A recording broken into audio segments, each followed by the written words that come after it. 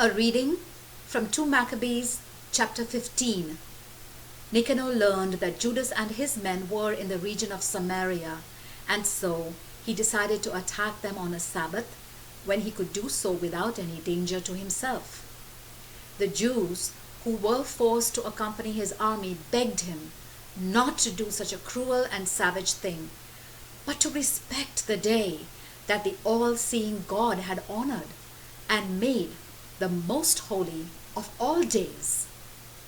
Then Nicanor, the lowest creature on earth, asked if there was some sovereign ruler in heaven who had commanded them to honor the Sabbath. And the Jews replied, "Yes, the living Lord, who rules in heaven, commanded us to honor the Sabbath." But Nicanor answered, "I am the ruler on earth, and I order you to take up your weapons and to do what the king commands." However, he did not succeed in carrying out his cruel plan. In his arrogance, Nicanor had boasted that he would set up a monument in honor of his victory over Judas. But Judas was fully confident that the Lord would help him, so he urged his men not to be afraid of the enemy. He encouraged them to remember how the Almighty had helped them in times past, and to rest assured that he would give them victory this time also. He renewed their hope by reading to them from the law and the prophets, and by reminding them of the battles they had already won. When his men were ready for battle, he gave them their orders and at the same time pointed out how the Gentiles could not be trusted because they never kept their treaties. He armed all his men, not by encouraging them to trust in shields and spears, but by inspiring them with courageous words. He also lifted their morale by telling them about his dream, a kind of vision that they could trust in. He told them that he had seen a vision of Onias, the former high priest, that great and wonderful man of humble and gentle disposition, who was an outstanding orator and who had been taught from childhood how to live a virtuous life. With outstretched arms, Onias was praying for the entire Jewish nation. Judas then saw an impressive, white-haired man of great dignity and authority. Onias said, "This is God's prophet Jeremiah, who loves the Jewish people and offers many prayers for us and for Jerusalem, the holy city." Then Jeremiah stretched out his right hand and gave Judas a gold sword, saying as he did so, "This holy sword is a gift from God.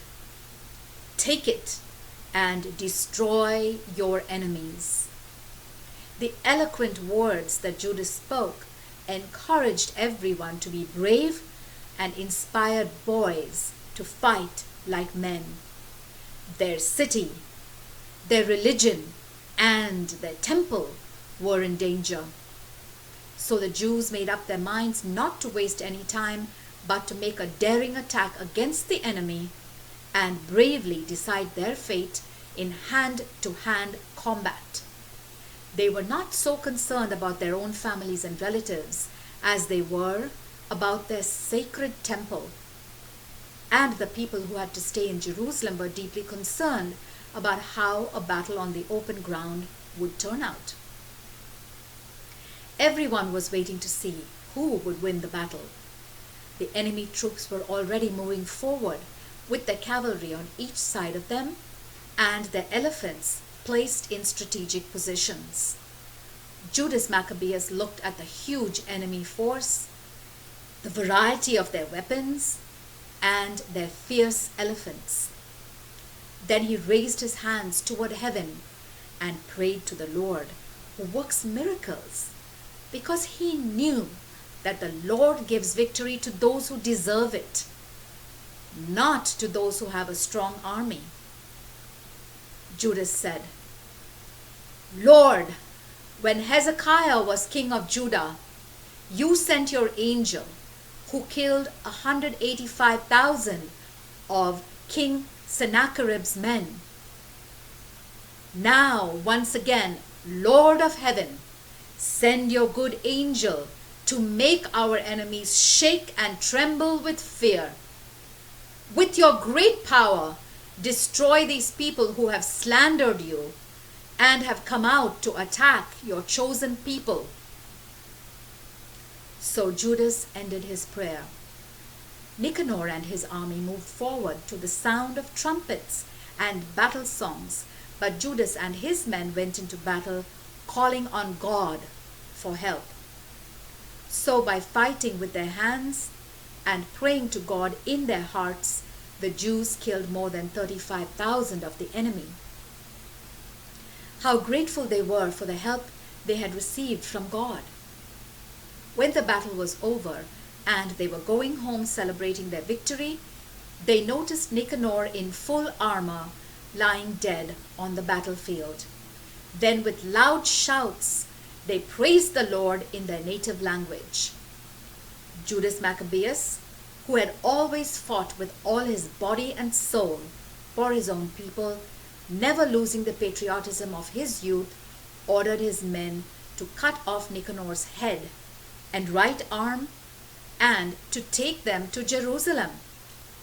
When they arrived in the city, he called together all the people, stationed the priests before the altar, and sent for the men in the fort.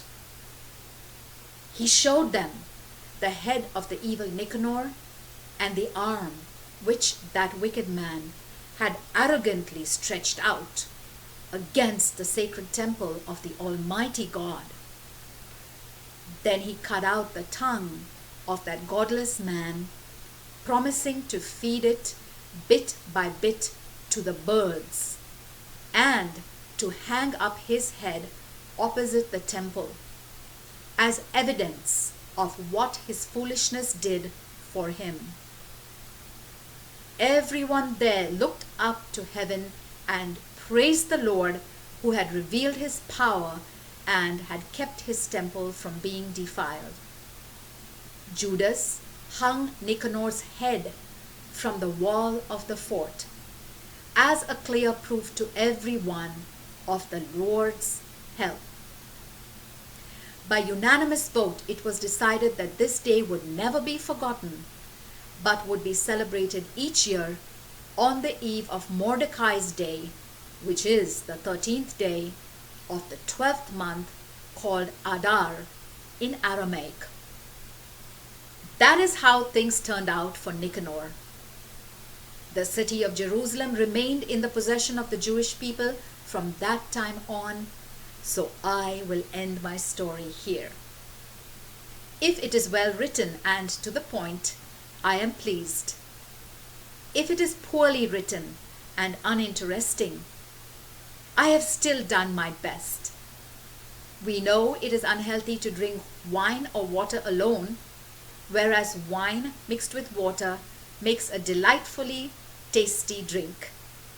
So also a good story, skillfully written, gives pleasure to those who read it. With this, I conclude. The word of the Lord.